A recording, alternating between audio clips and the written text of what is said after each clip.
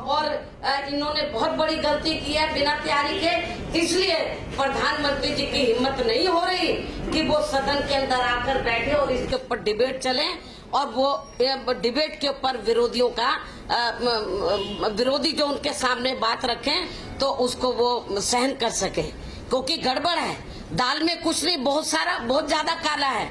इसलिए राज्यसभा के अंदर या लोकसभा के अंदर प्रधानमंत्री जी क्यों नहीं आ रहे?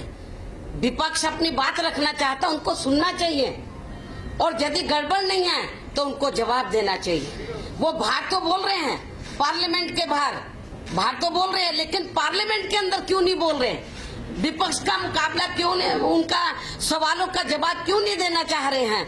तो मैं समझती हूँ कि जरूर ये गड़बड़ है।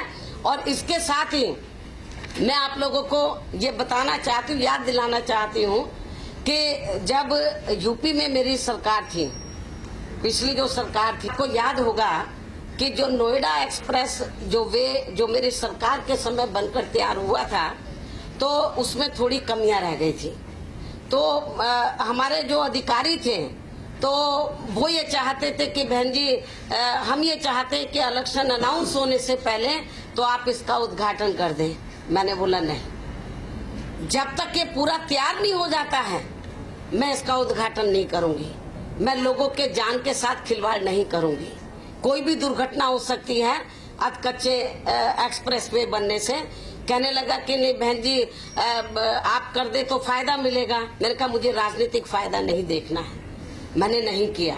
सत्ता परिवर्तन हो गया, मेरी सरकार ने बनाया, लेकिन उसका उद्घाटन जब सत्ता परिवर्तन हुआ तो सपा सरकार के मुखिया ने किया। लेकिन मुझे कोई तकलीफ नहीं हुई। इसलिए तकलीफ नहीं हुई क्योंकि मैंने लोगों के जान के साथ खिलवाड़ नहीं किया, क्योंकि उससे दुर्घटना हो सकती थी। इसलिए मैं आपको ये बताना चाह रही हूँ कि आज जो आगरा और लखनऊ एक्सप्रेसवे का जो आज उद्घाटन होने के लिए जा रहा है, ये अभी पूरा तैयार नहीं है, ये कच्चा है। लेकिन उनको मालूम है सपा मुखिया को कि सपा सरकार के मुखिया को भी, सपा समाजवादी पार्टी के मुखिया को भी ये मालूम है कि वो दोबारा से पावर में आने वाले नहीं है। तो अब कच्चे का ही नाम